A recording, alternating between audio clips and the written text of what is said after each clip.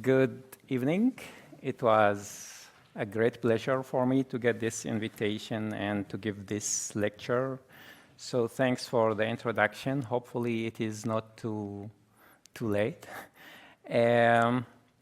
So today I would like to talk about a topic which may be of interest of many people. So first of all, if anybody cannot hear me very well, let me know.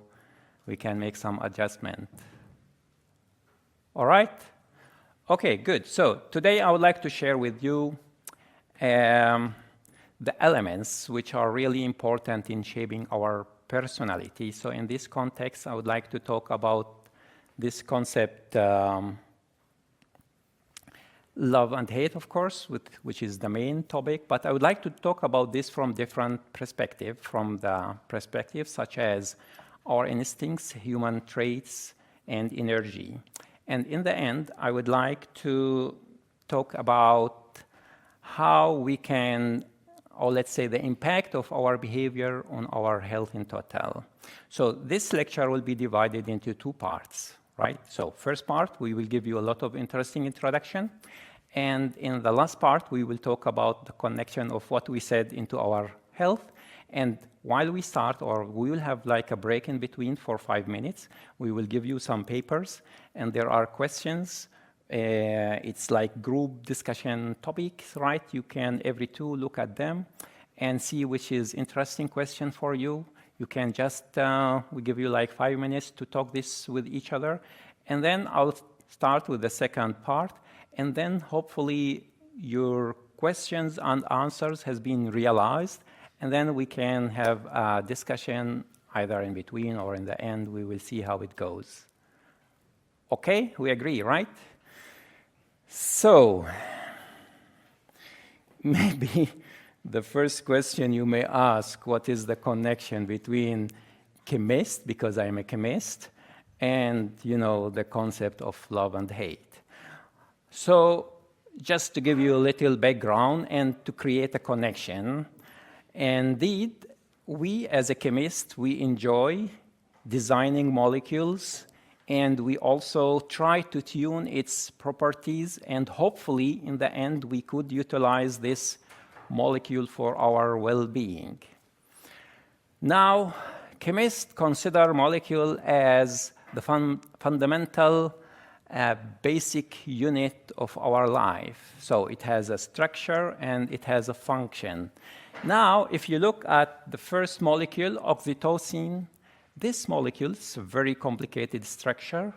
So it's interesting that we don't have to make this externally, but it is made in our body internally. This has connection to love, and they call it molecules of love. And why? Because it reduces stress. But the problem is this molecule is not spontaneously produced in our body. We have to create the right environment that our body can feel, and then it is produced. And usually it is produced in an environment where we are associated with positive feeling and social bonding and so on. So this will help in reducing, it will be once it is really produced, it will help in reducing stress and creating a very positive atmosphere. Now, if you look at the second molecule, it's called theobromine. This is also a very interesting molecule. It's mainly present in chocolate, and it has a very nice stimulant, very mild stimulant effect. And this could explain why when we eat chocolate together, we can better tolerate each other.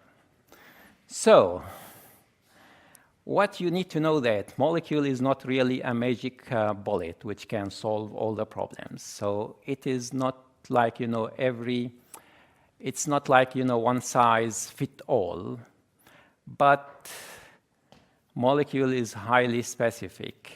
And we can see, so like theobromine, which might be good for human, but it is very harmful for animal. And that's why we don't give chocolate for dogs and cats, because it will kill them. Now, as I said, molecule is highly specific because it has a very well-defined structure. And it interacts with our body in a principle. In chemistry, we call it like key-lock principle, which means that only the right key, and in this case, it's a molecule, can open the right lock, which is the receptor in our body. Once it matches, it triggers a molecular activity. It makes something, and hopefully it's interesting. And indeed, all the principle of medicine and the medicine you buy from pharmaceutical, let's say, pharmacies, it's made by chemists, simple, like people like us, basically. But it's good to get some information about, medicine, its capability, its limitation, and so on.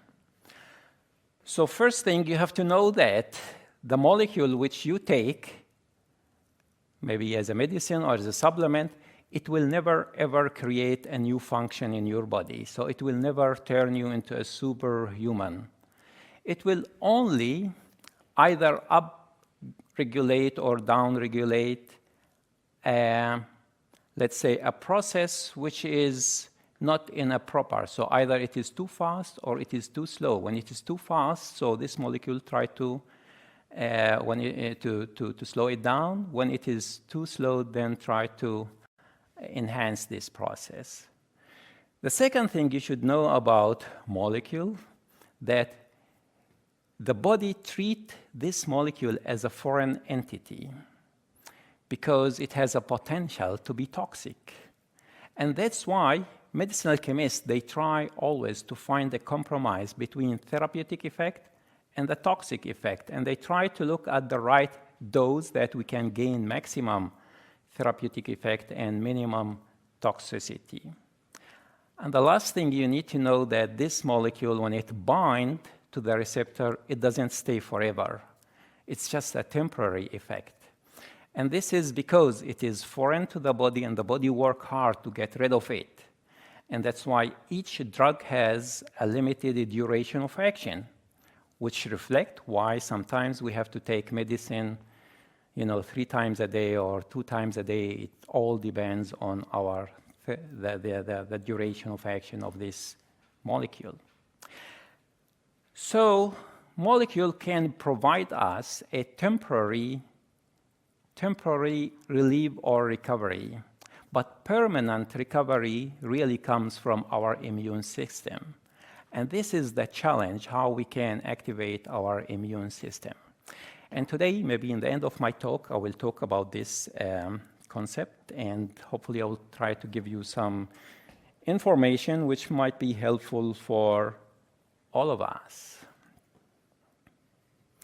So, as I am a chemist who was pushed to teach medical students, so I thought I wanted to find a connection between chemistry and medicine. And since I'm not a medical doctor, so I'm really interested more in bridging chemistry with our human health. Human health is interesting, and everybody would like to maintain a good health. But to bridge chemistry with the human health, we must understand human science. And maybe physiology for chemists is easy to understand, but human psychology for chemists is very complicated. And therefore, I try personally to find a good way to understand this. And indeed, for me, at least for a chemist, understanding quantum mechanics really opened me the door to understand the human psychology in a more interesting way. And this is today what I would like to share with you, this new perspective, this new insight, and hopefully it will help us to understand our psychology on quantum level. So, I am interested, as I said, in connecting chemistry with our human health. So I developed a new concept. I called it lifestyleopathy medicine, and I wrote like more than 20 publications in that direction. If you want to read more, always just go for this in more detail. So I'll just try to give you highlights And let's go back to the concept or to the question of love and hate. Let's suppose that I have two people in my life, A and B. Person A I love, person B I hate. So you are a witness, and you will notice that my behavior with the one I love is different compared to the one I hate. You know, if you are just an observer, you say, what? This man is strange. I mean, the same person, different behavior, there's something wrong, right? Well, let's analyze the situation and try to understand, is it a problem in me, or is it normal?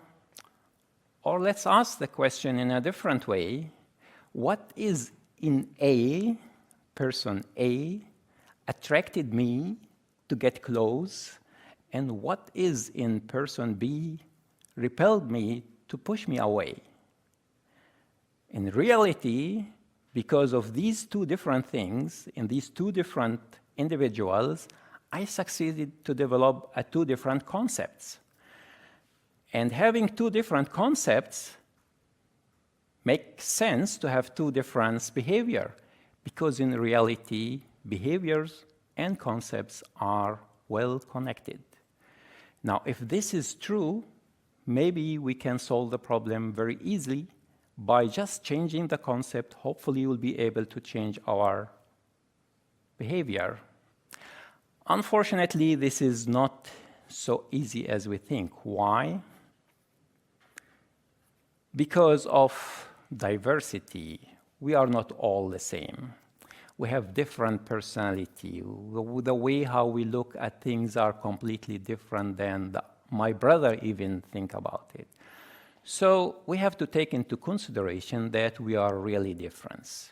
Now, I would like today to give like a sort of classification based on behavior concept interaction. And you will see that there are, in principle, almost like three different personalities. Now, let's look at the first personality, where individuals, in this case, their actions consistently reflect their concepts. Now, those people usually, their behaviors are predictable, and they are internally constant. So in this case, those people, you can predict what they could do, because their behavior is very strongly connected to what they think or what they believe or what, their values or their lifestyles or their principles. Now, those people, they are also open for changing. So if their concepts evolved, their behavior will also be evolved, because they are trying to ensure a constant alignments between their thoughts and action. And those people can be classified as individuals with a stable personality. Let's look at the second personality. Individuals belong to this category in general. They often exercise their free will without connecting their behavior with their underlying beliefs. Usually those people are unpredictable, so you cannot predict their behaviors. But this category is mostly with people whom they are still young, still in the process of developing their personality, and they are still in the process of searching the right concepts, values, or principles which resonate well with their nature. And that's why we could call those people like underdeveloped personality. Now, if they remain without guiding framework, then they are left without direction, and they are struggling to achieve a sense of purpose in this life. So they'll be lost. And the third category, where those people in general, they have concepts, they have certain beliefs, they know what is good, they know what is bad, but their actions are mainly influenced by external factors, and sometimes with the personal interest. And because of this disconnection between behavior and their internal belief, usually there is no consistency in their behavior, and those categories can be called as the hypocritical personality. Now,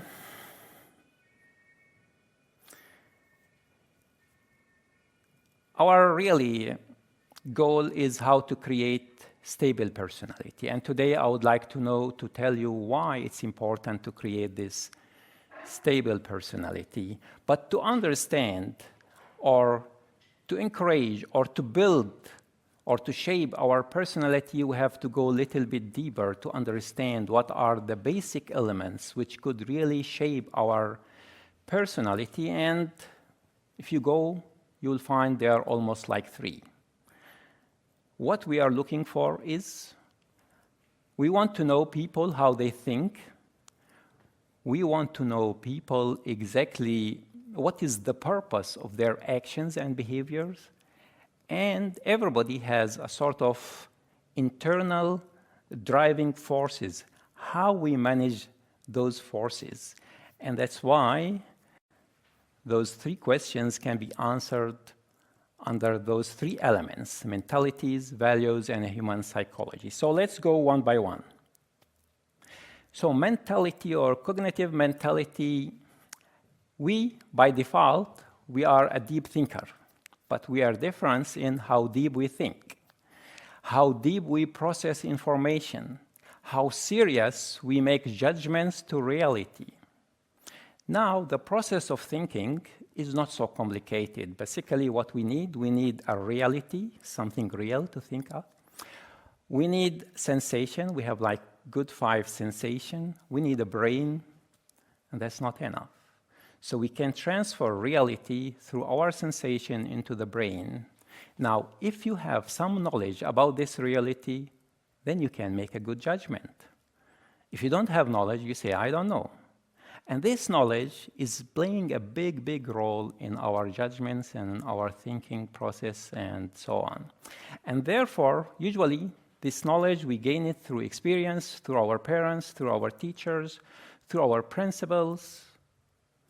But it is very important that the more this knowledge is certain, the more your judgments on that reality is certain. So that's why the reference we have in our brain must be really based on certainty. Now let's go to the second element, values. Values, for me, is considered as the guiding principles. So you might ask why I am behaving this and that. Now, we are living in the Western world, and in the Western world, usually, material value is more dominant. And many people came to conclusion, yes, your value is how much you possess, how much you own. And sometimes there is a time that everything you lose, or your body is not anymore in a good health to enjoy with these material values. And then you come to conclusion that I don't have any value anymore, because I thought everything in life is just can be evaluated through what I own or what I have. But in reality, this is not the truth. We have material value. It is important to enrich material value. We should never ignore that we have also a non-material values, which we need also to work as hard as we work for the material value. We have to work equally hard to enrich our material values, and there are a lot. Human, moral, spiritual values, and all are essential for giving us meaning for our existence. Now, let's go to the most complicated topic, human psychology. Human psychology, I try to simplify it, from a perspective who is not psychologist. So I am a chemist. But I'm forced to understand, these principles because I want to find a very good and useful solution for everyone, and everyone can tune these important elements. Now, a human has driving forces, and those driving forces, or vital forces, they push us to satisfy our needs and desires. So needs means like when I'm hungry, glucose level goes down, so body push me that I should eat. So satisfaction of the organic need is must. If you don't, you die. And that's why we have to eat, we have to drink, we have to breathe, and so on. Now, the second vital forces has connection with our desirements or our instincts. Now, satisfaction of our instincts is important, but if we don't die, but we may remain confused. So that's why we have to be careful how we satisfy our instincts. Now, our instincts could be classified into three. Survival instincts, this is which should try to ensure how to remain safe in life. And procreation, or it is the humankind instinct. So this will drive us to build relationship, to have partners, and build families.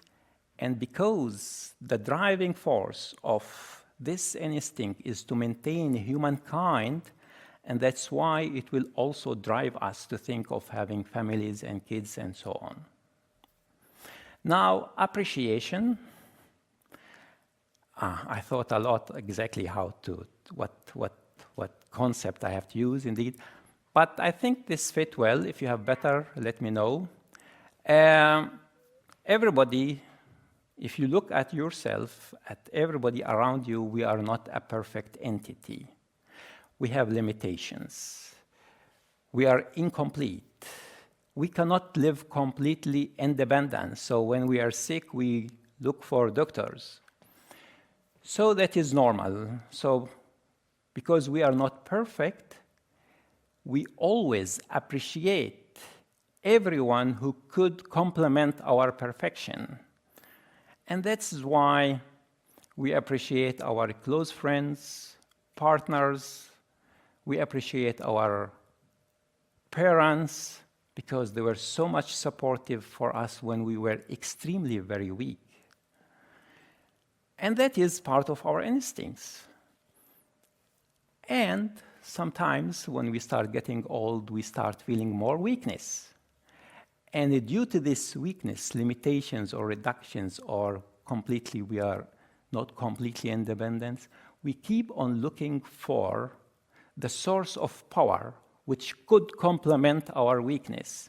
And that's why it's normal to find people believe in the power of God, because this complement their weakness in their life, and they feel that God is present with them all the time, and it gives them this energy, and it is always reflects with thanks and appreciations, and some people, they do also praying.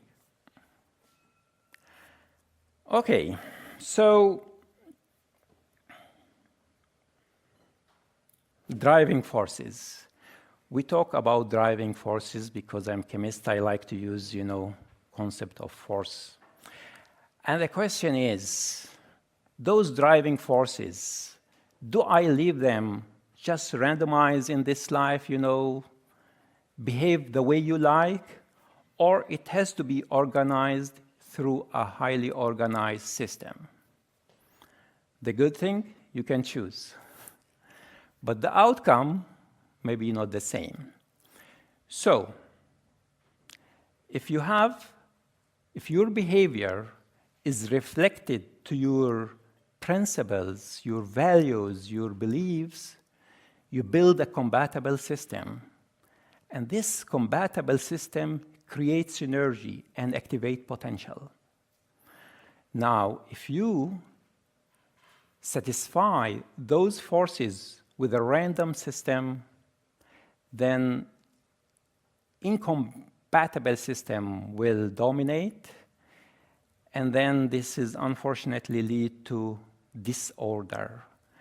And as a chemist, if you think of disorder, we call it entropy. Now, this entropy concept, most of the scientists, they hate because it is a very complicated. I'll try to summarize it because it is essential to understand this concept in your life. Now, we go a little bit deep in chemistry or in physics as well. This is the second law of thermodynamics. Just to simplify things, it says that universe is expanding over time. And while it is expanding, it is accumulating disorder. It means we accumulate entropy. So in reality, we see that everything starts or reach a point where it has a highly ordered system, and it starts shifting to the highly disordered system. And we see it even in ourselves. We're young, powerful, beautiful, and then we go to the aging process. And I ask myself, this aging process or going toward highly disordered state or developing more entropy, is it possible to reverse it? Is it possible to stop it? Because if we can do it, we can solve a lot of problems. But my conclusion is this process is spontaneous. You cannot stop it. You cannot reverse it. You have only one option. You can slow it down. How? It seems because this process is not so quick, we don't get old in over one day. It's a long process. So there is a power which really slows it down. And this power, you can call it, it is anti-entropy. I call it potential energy. So potential energy, if we know how to enrich potential in our body, we can slow down entropy accumulation. We can slow down aging process. Now, what is potential energy? Potential energy represents the system's capacity for growth and productivity, whereas entropy represents disorder, degradation, and breaking down, and so on. And because of this complicated disorder system, it creates collusion, and this collusion creates heat. And heat for our health is not always good. Let's take an example. Well, first, you'll see that energy and entropy, they are interconnected. If you build potential, you can really slow down entropy. But if you don't have the potential, then entropy will accumulate over time. And the second thing you need to know that entropy is spontaneous, but building potential is not spontaneous. You have to induce it, you have to activate it. If you don't activate this, entropy will enjoy alone. And now we will see. We said that entropy releases heat, whereas potential energy generates work. This is the difference. And heat in our body is not good because we have so much macromolecules, big molecules like DNA, like proteins. Once it is exposed to heat, it denatured. Molecules like protein, when it is in air, because it is rich in constitution, configuration, and structure, rigid conformation, usually it has a high potential. Once it opens, then flexibility is increased, start losing potential. So it starts losing its function. Now, at this moment, if you have potential to induce, you can fold the protein back into normal. And this is how you can gain back the function. But if you remain in this stress and you always suppress or disperse your potential, then it goes to the step 2, which is catabolic process.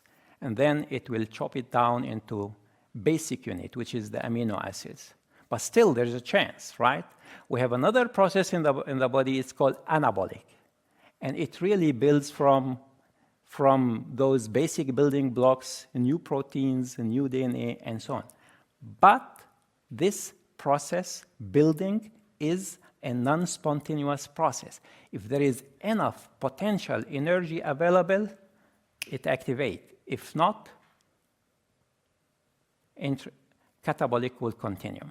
And, this is like we are designed to die, and that is why we cannot really stop entropy accumulation. And I think we have to live with that, but because we have the free will, we can really find ways how to activate our potential and slow down this aging process and enrich a good health. Now, let's see what is this potential. I try to think so deep and to create as much potential energy sources as possible.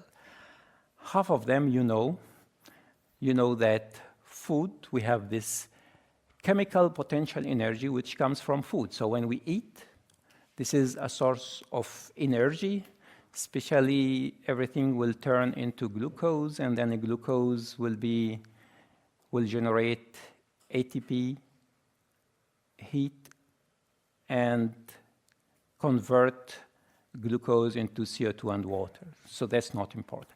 So the second source of potential energy has to do with sport, elastic potential energy, and we all know that sport is healthy. So I don't need to convince you.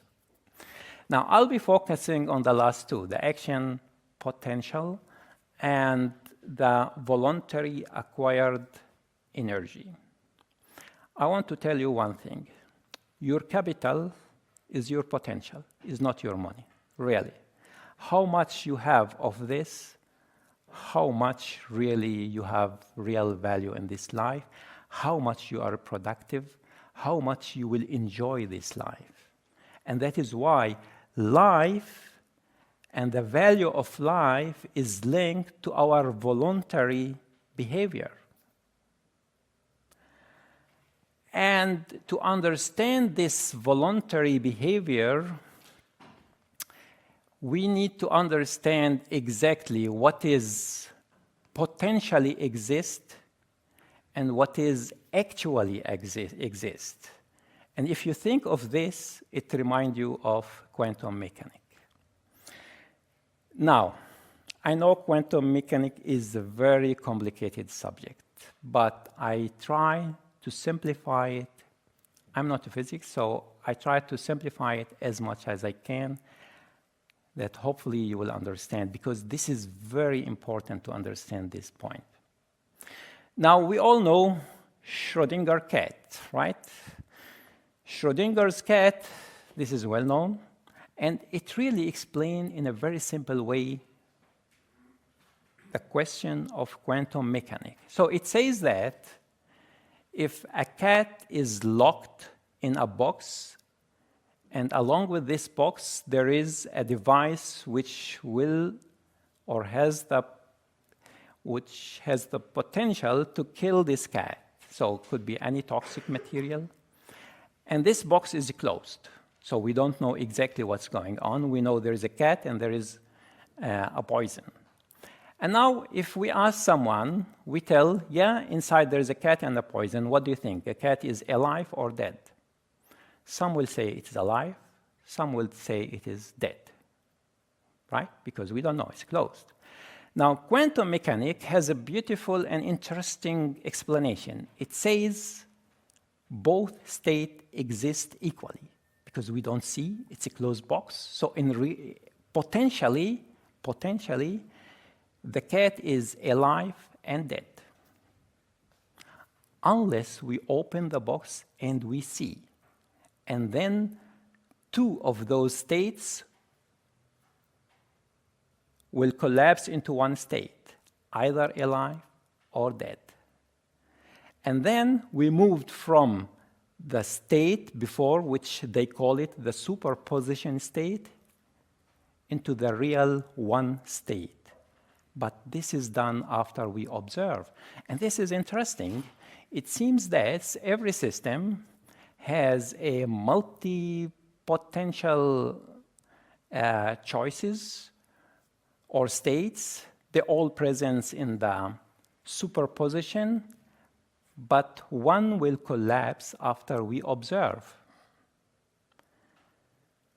And now I wanted to look at it from a human perspective. Indeed, a human can navigate a range of potential choices, and they all exist in the superposition, and it will collapse into a single state after we make a decision. This sounds strange, right? In a simple way, you could do whatever you want. Actually, you do what you have decided to do. So, in reality, we can choose voluntarily what we want to be. Now, human's behavior is what? It's a reflex of our human character or human traits. And because all of them exist in the superposition, you can be whatever you want, but you have to make a decision. And beside that, every trait has duality, has two faces, the constructive one and the destructive one. And it is interesting, voluntarily you can always activate the constructive one, but be careful. If you ignore to activate the constructive one, you will get involuntary the destructive one. Strange, right? So let's have an example.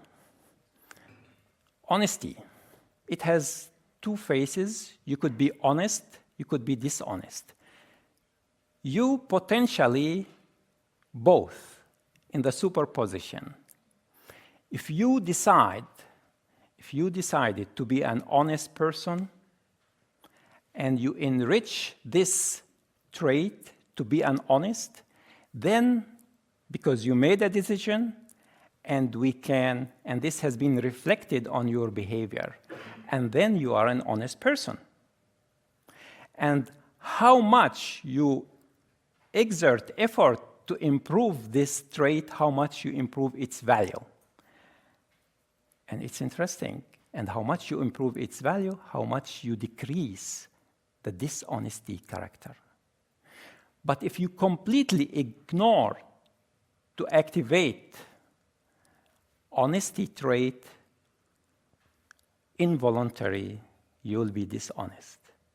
This is strange.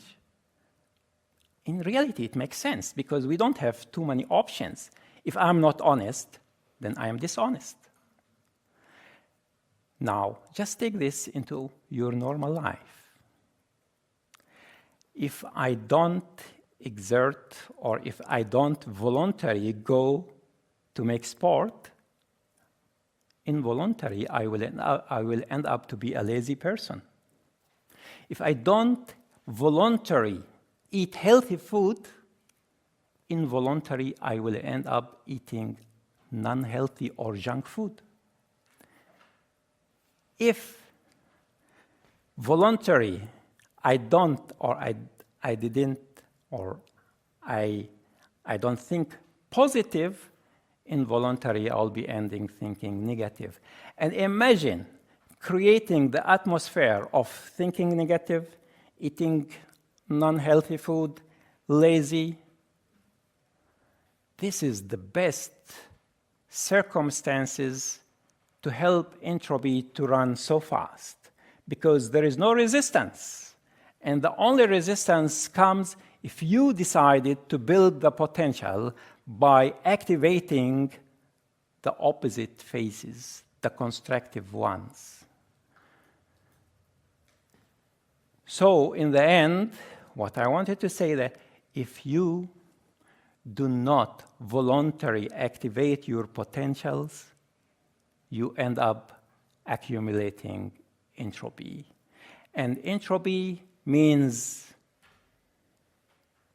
disorder, sickness, aging, confusions, everything. And this will never, ever help you in building a stable personality, which is our goal. So, the summary of our quantum principle is here. Now, I would say this is the first part. We will give you 5 minutes break. We will distribute papers, read the questions, forget about the abstract, just the questions. Think of the questions, think of the answers, and then we can hopefully exchange all the knowledge in a way that we can learn from each other. But it's interesting, we want to go to how we can make use of all of this and improve our health, because I guess everybody loves to improve his health or her health, right? And that is the goal of every wise person in this universe. Now, you know, people talk about health from many perspectives. In the end, people, they take medicine, and then they stay whole their life taking medicine.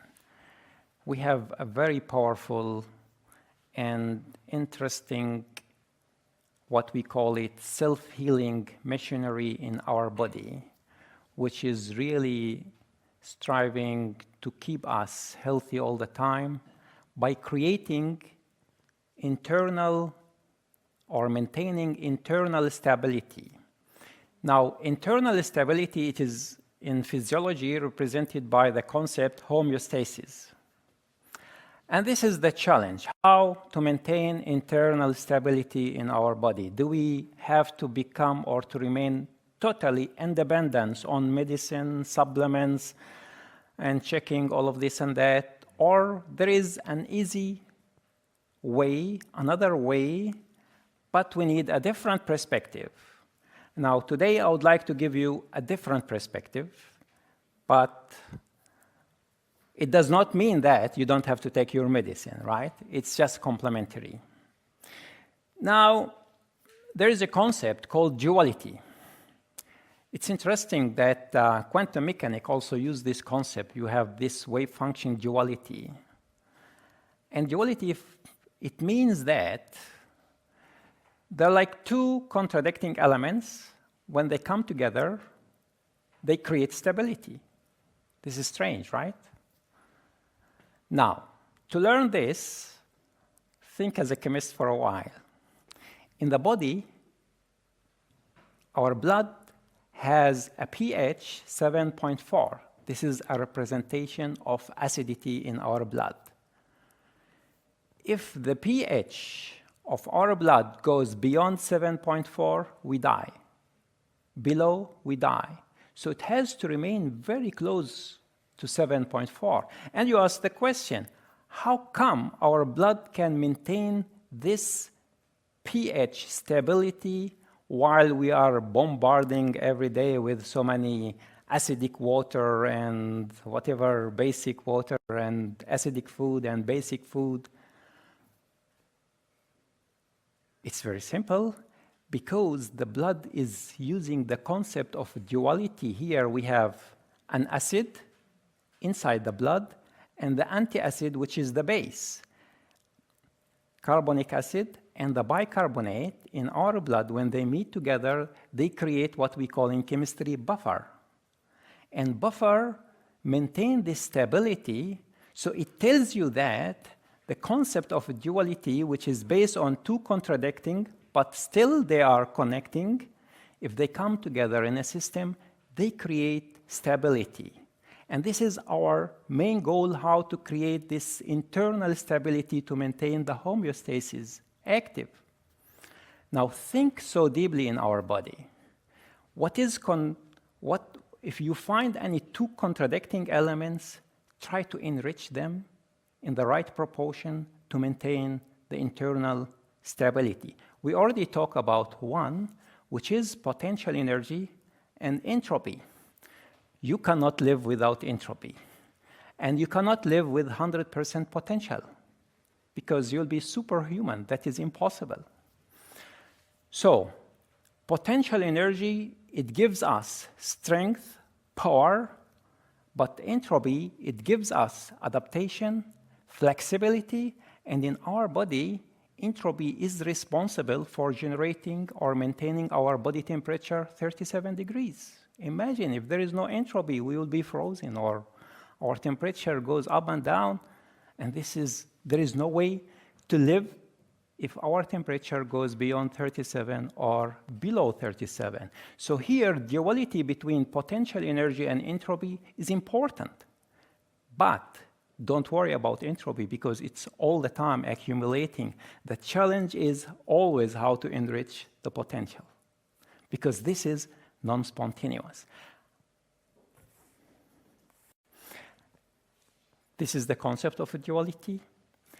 And another thing we have in our brain, right? We have chemicals called neurons transmitters.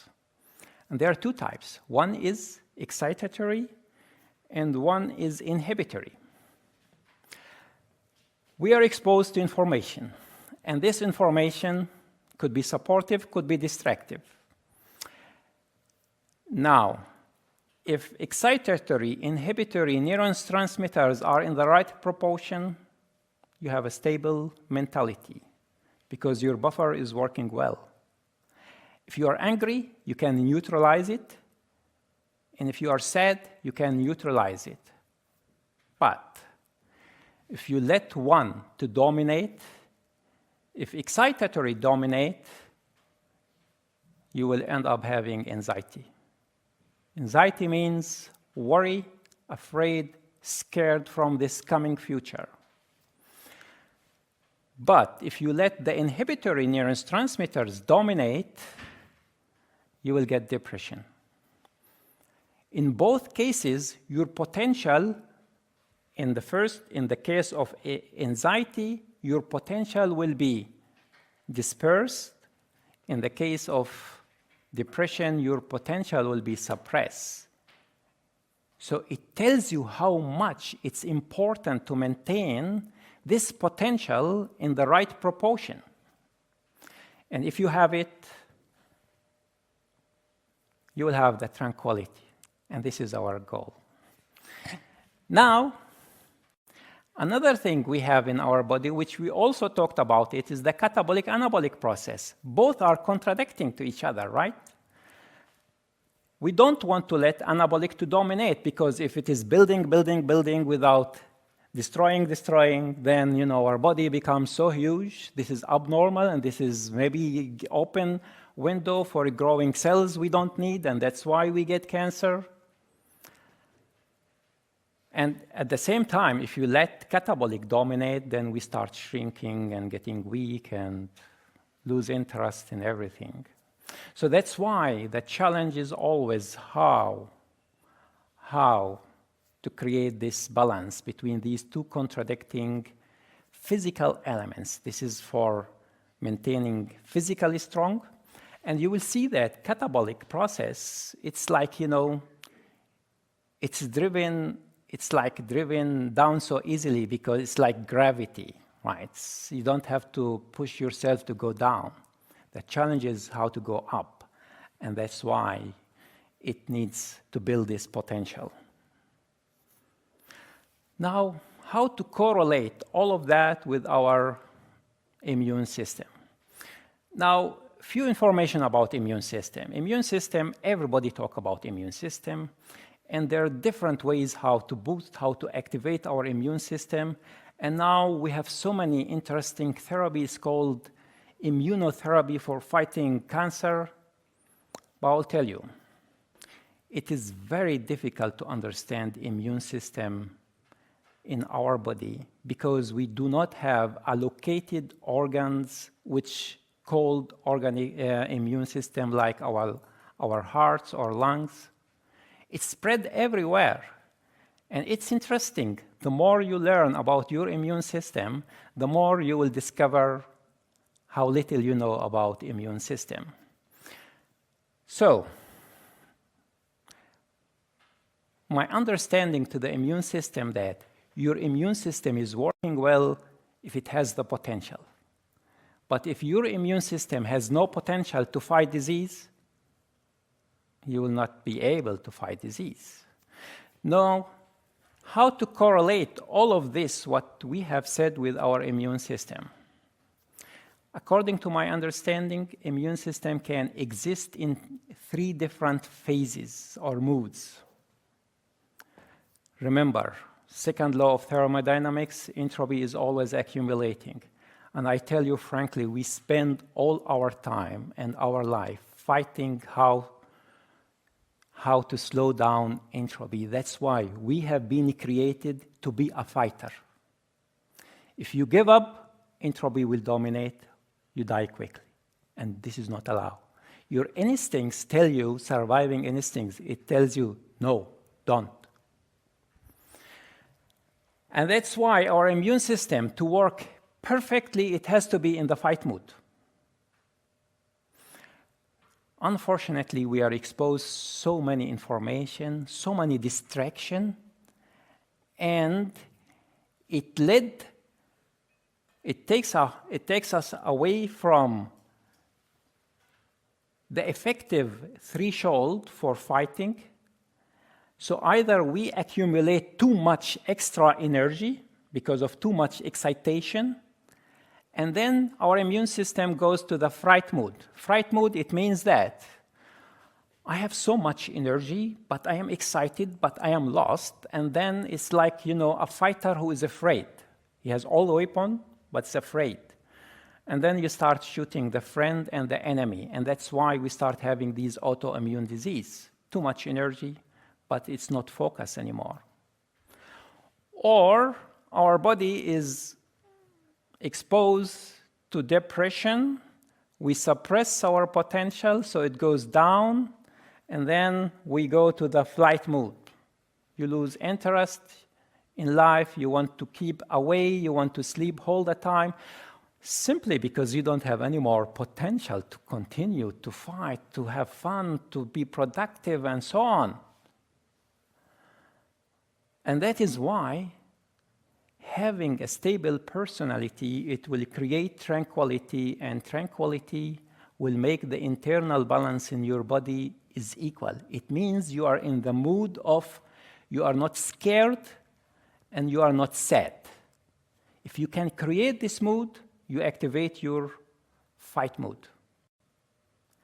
You are allowed to scare, you are allowed to get sad, but temporary, not permanent. If you keep it permanent, then you end up out of the fight mood, either in the fright or in the flight, and both are bad because you wasted your potential, and your potential is not anymore available for your immune system to internally heal all the damage inside your body. When we are young, usually our immune system is so functional because we have not as problem as when we are getting old, and that's why we can fight more effectively. But remember, when we get old, although we lose physical strength, we gain a lot of knowledge. And if you utilize this knowledge correctly, you will be able to build potential and it will direct you to always choose what is wisely for your life. So, then what I wanted to say that in the beginning, we said there are two people, one attracted and one push us away. So what is inside the one which is attracted and the one which is really pushed away? It has to do with the potential, right? If you have the potential, everybody comes to you. You have the potential, right? But if you have entropy, everybody run away from you, right? Because we have to be honest, right? So that's why if you want people to attract you, think how to build potential. You'll be more attractive. And also, thinking from the concept of love and hate, your instincts tells you you are allowed to love, you are allowed to hate. From an instinct perspective, look at your survival instincts. Anything which endorses your safety, you love. Anything which really put your life in danger, you hate. That's normal. And because if you don't hate, you will die. So you have to be careful with these things. Similarly, the appreciation instincts, it tells you that everybody in your surrounding who is supportive, he deserves to be appreciated, he deserves to be loved. And anybody in your circle who is a source of distraction, it's better to run away. Because if you are in a distractive area or in a distractive zone, you will start losing your potential. And as I said, your potential is your capital. Don't give it away so easy. Anyway, we're very close. We're finished, basically. And we talked today about how really to implement behavior, connect this to our health. We talk about the duality. We talk about how to create these internal stability. And you see, when you have different knowledge, you don't have to be only chemist. Just go beyond that. Understand chemistry, understand quantum mechanics. It is essential to learn quantum mechanics if you want to understand life in a different way. Understand human science, and if you mix all of them, utilize them to choose wisely. Well, thank you for your attention, and I hope that we will be able to create an interesting discussion with you.